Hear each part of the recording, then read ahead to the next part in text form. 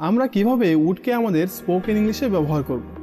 In this video, I'm going to be teaching you how to use would in your spoken English correctly. So, let's get started.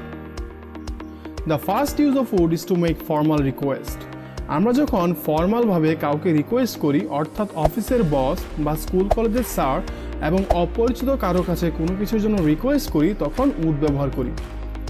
For example, ধরুন সামনে station পর্যন্ত lift দেওয়ার জন্য আপনি কাউকে request করবেন। তো আপনি কিভাবে রিকোয়েস্ট করবেন? আপনি কি বলবেন give me a lift to the station? No, আপনাকে অবশ্যই পোলাইটলি রিকোয়েস্ট করতে হবে। সো আপনি বলবেন would you please give me a lift to the station? Another example, মনে করুন আপনি কফি শপে এক মগ কফি খেয়ে বসে আছেন। ওয়েটার এসে আপনাকে কিভাবে জিজ্ঞেস করবে যে আপনি আরও কফি চান কিনা? ওয়েটার কি বলবে do you want more coffee? No, the waiter should be polite, formal, right? So সে কখনোই বলবে না do you want more coffee? Instead, he would say, would you like more coffee? অর্থাৎ আপনি কি আরো কফি চান? পোলাইট ভাবে কারো কাছ থেকে পারমিশন নিতে আমরা would you mind এক্সপ্রেশনটি ব্যবহার করি। রিমেম্বার, would you mind এর পরে ভার্বের সাথে আইএনজি যোগ করতে হয়। ফর এক্সাম্পল, কারো কাছ থেকে পোলাইটলি টাকা ধার করতে চাইলে আপনি ল্যান্ড মি সাম মানি এর পরিবর্তে আপনি বলতে পারেন would you mind lending me some money? অর্থাৎ আপনি কি আমাকে কিছু টাকা ধার দিবেন?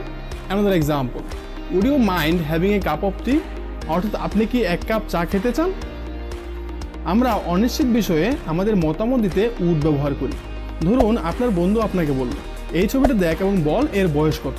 কিন্তু আপনি কি নিশ্চিত করে বলতে পারবেন এর বয়স কত? অসম্ভব, আপনি পারবেন না। তাহলে নিশ্চয়ই আপনি অনুমান করে আপনার মতামত দিবেন। সো আপনি বলবেন I would say he is about 40 years old. অর্থাৎ আমি বলবো ওনার বয়স প্রায় 40 বছর। অ্যানাদার এক্সাম্পল, ধরুন আমাকে কেউ জিজ্ঞেস করলো ময়মনসিংহ থেকে ঢাকা যেতে কত ঘন্টা সময় লাগে। তো আমি যদি শিওর না হই তাহলে আমি বলবো I think it would take 2 hours. Conditional সেন্টেন্সে হাইপোথেটিক্যাল সিচুয়েশন বর্ণনা করতে, অর্থাৎ কাল্পনিক ইচ্ছা বা আকাঙ্ক্ষা প্রকাশ করতে আমরা উড ব্যবহার করি। ফর এক্সাম্পল, ধরুন আপনি একটি লটারি কিনলেন, কিন্তু আপনার ভাগ্য আমার মতো মন্দ, তাই আপনি লটারি পেলেন না। এবার আপনার বন্ধু আপনাকে জিজ্ঞেস করলো তুই যদি লটারি জিততি তাহলে কি করতি? তখন আপনি সেকেন্ড কন্ডিশনাল ইউজ করে এভাবে উত্তর দিতে পারেন, if I won the lottery I would travel around the world. অর্থাৎ আমি যদি লটারি জিততাম তাহলে আমি পুরো পৃথিবী ঘুরে বেড়াতাম। Another example, if I travel around the world I would learn lots of language. অর্থাৎ যদি আমি পুরো পৃথিবী ঘুরতে পারতাম তাহলে আমি অনেক ভাষা শিখতে পারতাম। কন্ডিশনাল সেন্টেন্সে ইফ কন্ডিশনটা যদি পাস্ট ইনডিফিনিট টেন্স হয়, অর্থাৎ সেকেন্ড কন্ডিশনাল হয়, তাহলে পরের অংশে উড ব্যবহার করা হয়।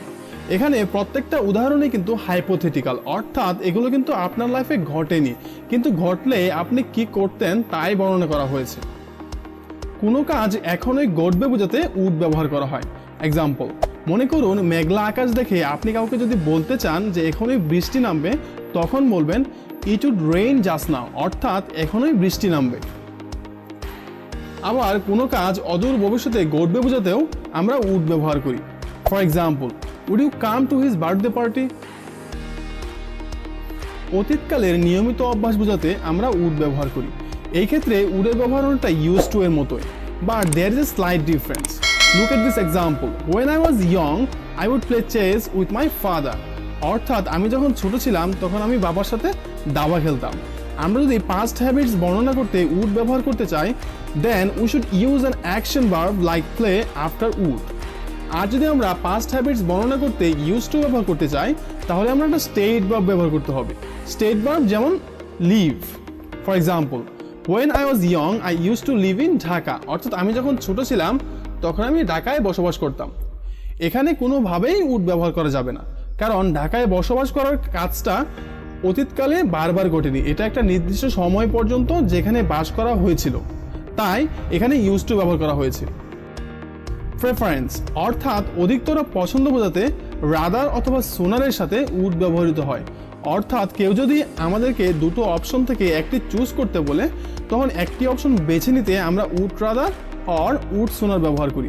ফর এক্সাম্পল, চা খাবেন না কফি খাবেন এমন প্রশ্নের উত্তরে আপনি বলতে পারেন I would rather have coffee than tea. অর্থাৎ আমি চা খাওয়ার চেয়ে বরং কফি খাবো। অ্যানাদার এক্সাম্পল, আপনাকে বলা হলো আপনি কি গান শুনবেন না টিভি দেখবেন। আপনি গান শোনা চুজ করতে আপনি বলতে পারেন I would rather listen to music than watch TV. অর্থাৎ টিভি দেখার চেয়ে বরং আমি গান শুনবো। মনে রাখবেন উড রাদার এবং উড সুনারের পরে ভার্বের প্রেজেন্ট ফর্ম অর্থাৎ বেস ফর্ম বসে, এবং উড রাদার এবং উড সুনারের মধ্যে বিশেষ তেমন কোনো পার্থক্য নেই, কিন্তু উড রাদার বেশি ব্যবহৃত হয়। আবার আমরা কাল্পনিক কোনো সিচুয়েশন যেটা বাস্তবে পসিবল না এমন কোনো সিচুয়েশন বর্ণনা করতেও উড ব্যবহার করি। ফর এক্সাম্পল, খাটো চুলের একটি মেয়েকে দেখে আপনার মনে হলো চুলগুলো লম্বা হলে বুঝি আরও সুন্দর লাগতো। এই কথাটা ইংরেজিতে বলতে আপনি বলতে পারেন she would look better with longer hair. এখানে আমরা শুধুমাত্র কল্পনা করছি যে তাকে লম্বা চুলে আরও ভালো দেখাবে, সুন্দর দেখাবে, কিন্তু আসলে তার চুল লম্বা নয়। মে এবং মাইটের সঠিক ব্যবহার শিখতে বাম পাশের ভিডিও এবং বি সাপোজ টু ব্যবহার শিখতে ডান পাশের ভিডিও এবং আমার চ্যানেলটি সাবস্ক্রাইব করতে চ্যানেল আইকনের উপর ক্লিক করুন। Thanks for watching.